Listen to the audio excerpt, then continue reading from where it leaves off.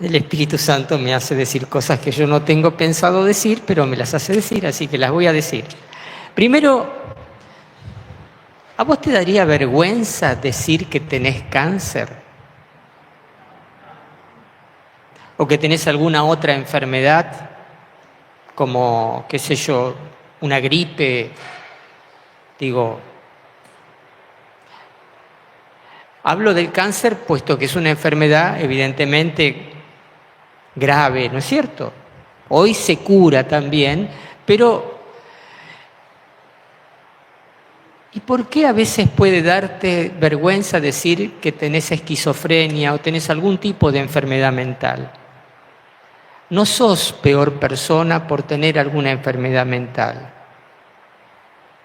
Tenés una enfermedad, tal vez te faltan algunas, no sé, como es, hormonas que hacen que el cerebro se regule un poquito mejor, pero no sos un pecador por tener una enfermedad mental. Es importante saberlo. Y digo, también es importante saberlo para acompañar a las personas que tienen enfermedades mentales. Llamamos enfermedades mentales así en sentido amplio de la palabra, ¿no? Acompañarlos, comprenderlos, no es algo vergonzoso. Y es importante romper ese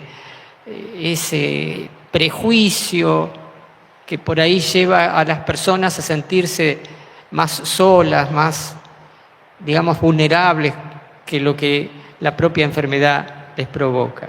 Es importante, lo quiero decir, ¿no? Me vino a la mente, tengo que decir eso, ¿no? Porque incluso vemos esto, ¿no? Fíjense, cada vez tenemos más chicos con estos síndromes de autismo varios, que son tan hipersensibles. No es que no son re sensibles. Por ahí vos estás en una fiesta y hay música y bueno, y no te molesta la música, pero un chico autista la música fuerte lo pone de la cabeza. ¿No es cierto? Y tenemos que cuidar también los ambientes comunitarios, familiares, cuando tenemos niños. Y cada vez les digo, son más. No sé por qué, no me pregunten, pero creo que alguna vez los científicos tendrán que hacer un estudio serio de por qué razón están naciendo tantos niños con estos síndromes en los últimos 30, 40 años.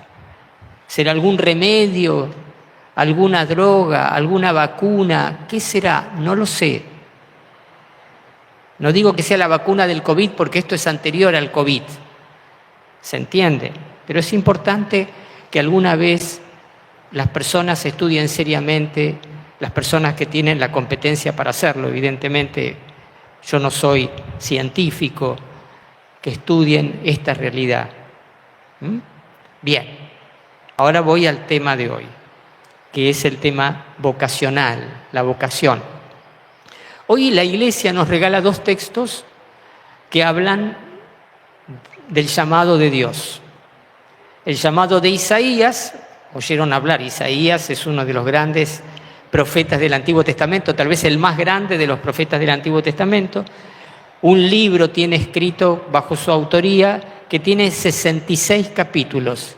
Tal vez es el libro más largo de todo el Antiguo Testamento. No he chequeado la cantidad de palabras exactas que tiene el libro pero se puede chequear si ustedes quieren. Pregúntenle a inteligencia artificial cuántas palabras tiene el texto hebreo del profeta Isaías y en un minuto te lo va a responder. ¿En serio?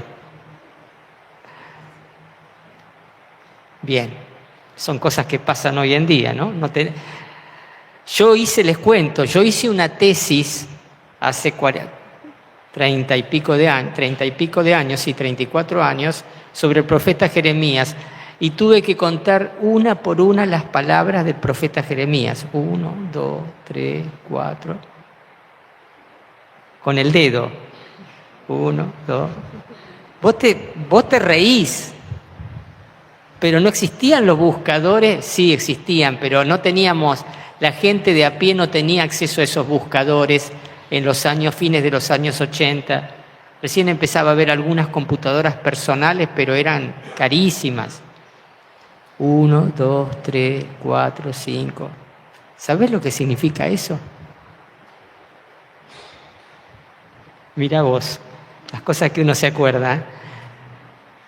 Bien, tenemos la vocación del profeta Isaías y la vocación de los primeros 4 discípulos, Simón y sus compañeros. Un dato en común: la vocación siempre tiene a Dios como iniciativa, O sea, el que toma la iniciativa de llamar siempre es Dios. Esto es una buena noticia. Fíjense, Isaías era un hombre, un funcionario de la corte real, era un hombre culto, sin duda era un hombre culto, instruido. No era muy común tener personas así. Evidentemente quienes accedían a los puestos de ministros reales tenían que tener una formación superior. Pero era un hombre bueno, culto, que cumplía su misión, y en el templo, sin buscarlo él, tiene una experiencia que él narra en el capítulo 6 de su libro, el año de la muerte del rey Osías. O sea, está ubicada en tiempo y espacio en el templo del Señor de Jerusalén. Y narra lo que escuchamos recién: vi al Señor sentado en un trono, la gloria, su manto cubría todo, hubo un temblor de tierra, había 6 serafines, volaban y yo sentí que me moría de miedo porque ay de mí, y dije, bueno, y un serafín agarró unas ascuas encendidas que estaban ahí en el altar y me tocó la boca, y ahí escuché la voz de Dios que me decía: ¿quién irá por mí? ¿A quién enviaremos? Aquí estoy, envíame. Un gran biblista que ya murió hace unos años, Luis Alonso Shekel, comentando decía, la experiencia de Isaías es una de esas experiencias que pueden parangonarse a las grandes experiencias místicas de los más grandes místicos de la historia de la Iglesia, como por ejemplo una Santa Teresa de Jesús. Esas experiencias que narra en el libro de su vida, esa reverberación, en una oportunidad ella sintió que como una flecha de amor atravesaba su corazón y se sentía realmente morir de amor. Decía Luis Alonso Shekel que esta experiencia de la vocación de Isaías es algo así como una de las grandes experiencias místicas de los más grandes místicos de la historia de la Iglesia. Tal vez haya que compararla con Santa Teresa de Jesús, o con San Benito, o con quien quieran. Pero fíjense el detalle: no fue él quien buscó, fue Dios quien le salió al encuentro. Dios sale al encuentro, Dios toma la iniciativa. Algo parecido ocurre con Pedro. Miren qué interesante. Pedro estaba lavando las redes después de una noche de trabajo fracasada como pescador. Lavaba las redes junto con su compañero, sería Andrés, no lo nombra aquí el Evangelio de Lucas, pero lo nombra Marcos, San Pedro y Andrés su hermano, y los otros 2, Santiago y Juan, hijos de Zebedeo. Pedro y sus compañeros estaban lavando las redes después de esa noche de decepción, y de repente Jesús se le subió a la barca. Vos tratá de entender la situación. Pedro estaba lavando las redes en la orilla. La barca generalmente la atracaban en la orilla, la subían a la playa. La playa del Mar de Galilea es una playa bastante rocosa, de bastantes piedritas, así tipo cantos rodados. Así que las barcas suben fácil rodando sobre esas piedritas, ¿no? ¿Y qué hizo Jesús? Sin pedirle permiso, se le subió a la barca.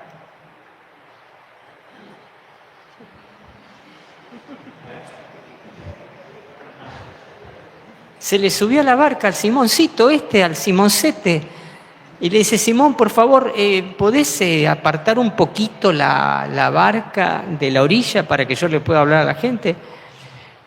¿Y qué hizo Pedro?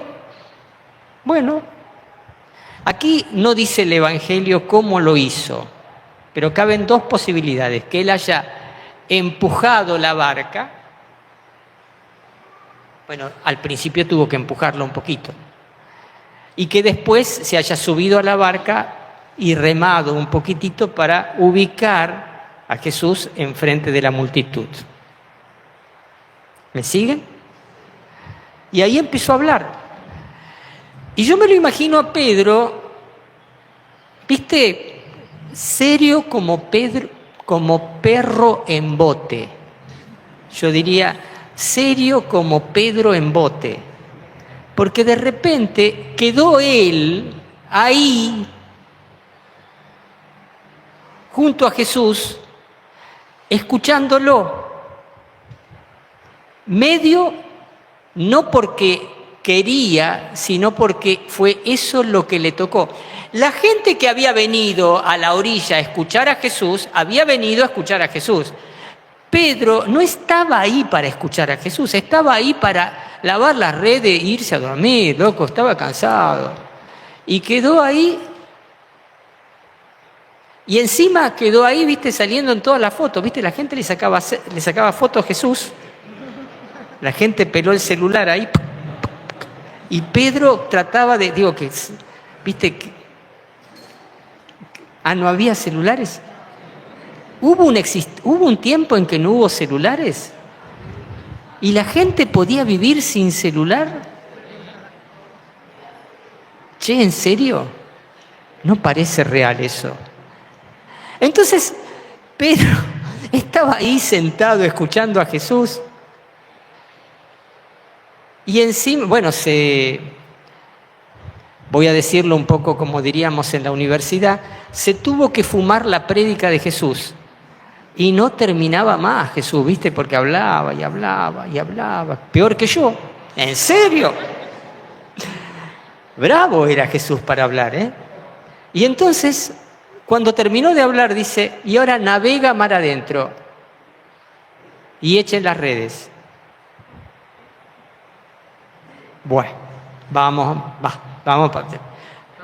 Aclaremos la cosa, le dice Pedro. Hemos trabajado la noche entera y no hemos sacado nada. Se ve que el Espíritu Santo ahí le tocó el corazón a Pedro de una manera misteriosa, porque le hizo decir a Pedro: pero si tú lo dices, echaré las redes. O sea, fíjense, el Espíritu Santo le hizo fiarse de una orden totalmente inverosímil a los ojos de un prudente pescador como era él. Echar las redes al mediodía después de una noche en donde se demostró que no había un pescadito para sacar en este bendito lago. Pero si tú lo dices, es interesante aquí, yo les cuento, he leído este texto muchas veces, incluso en griego, y hay un montón de palabras raras en este texto, que recién hoy, leyendo un comentario que nunca había leído, descubrí por qué. Y es que se utilizan términos precisos referidos al mundo de la pesca.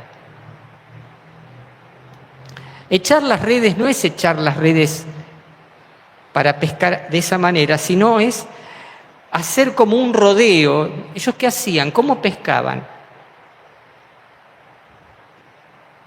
Arrojaban las redes, tenían las redes un peso por abajo y tenían que conducir las redes para crear una suerte de círculo en el cual tenían que entrar los peces. Cuando entraba un cardumen, cerraban el círculo y las redes quedaban, los peces quedaban ahí. Por supuesto que había que esperar que entrara todo el cardumen y quedara enredado.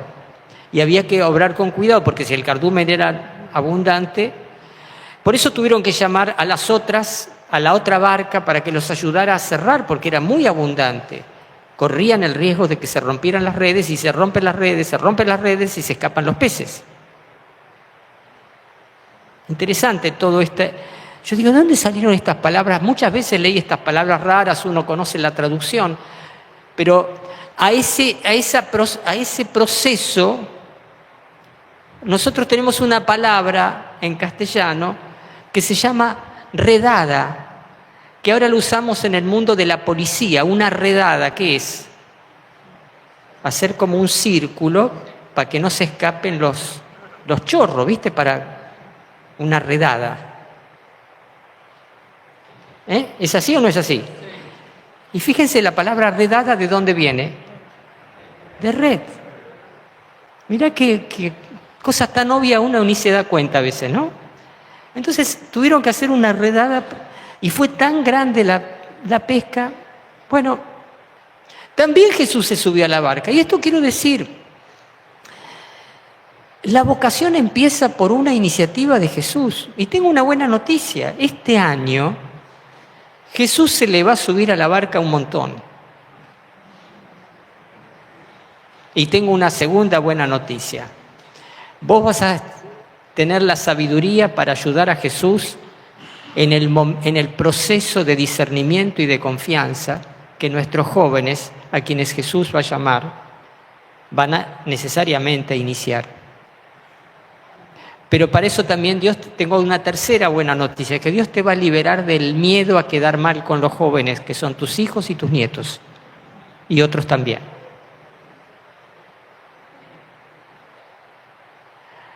Y cuarta buena noticia, Dios te va a liberar de un prejuicio.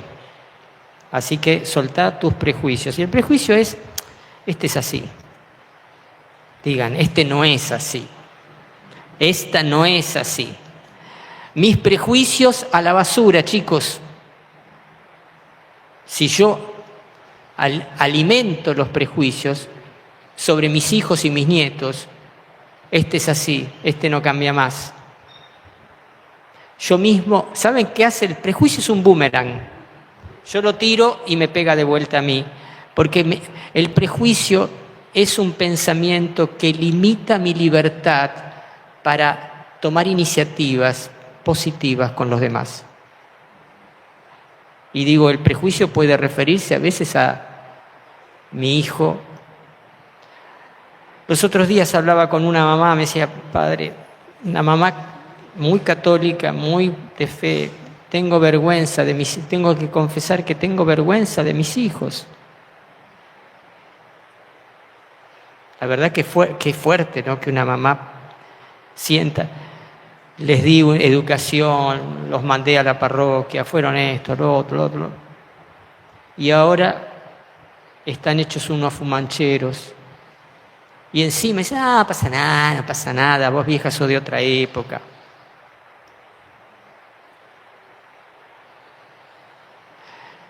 Qué triste, ¿no? Pero digo, si esa bendita mamá que ve una realidad muy triste, se casa con sus prejuicios, entierra en vida a sus hijos. ¿Anotaron? Esa es del Espíritu Santo. ¿Vos querés enterrar en vida a tus hijos o a tus nietos, por más que estén en cualquiera? Es más, los que están en cualquiera son los predilectos del Señor. ¿Por qué? Porque cuando regresen, como Pedro, podrán anunciar el Evangelio a otros que estaban, a los que eran antiguos amigos que estaban en cualquiera con ellos. ¿Me siguen? Dios llama, y esta idea, Dios se le va a subir a la barca a tu hijo o a tu hija o a tu nieto, o al vecino o al pibe ese que vos decís, se le va a subir a la barca, porque la iniciativa es de él.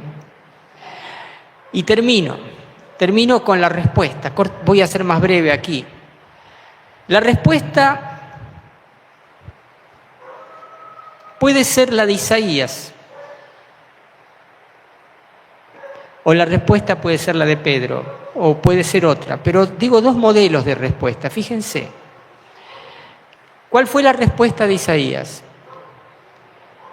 Isaías escuchó la voz del Señor que decía, se preguntaba a Dios, un soliloquio divino, ¿a quién enviará? ¿A quién enviaré? ¿Quién irá por nosotros? Isaías, aquí estoy, envíame a mí, yo voy. No sabe para qué, pero se ofrece. Hay personas que no saben para qué, pero se ofrecen. Pedro, apártate de mí que soy un pecador. No tengas miedo, de ahora en adelante serás pescador de hombres. Fíjense, Pedro sabía para qué. Él era pescador, le cambió el objeto de su pesca. Antes era pescador de peces muertos, ahora será pescador de hombres muertos para la vida. Antes pescaba para matar, ahora pescará para resucitar. Siempre Dios, en el llamado que nos hace a consagrarnos a Él, nos muestra algo que está en continuidad con nuestros deseos más profundos. Amén.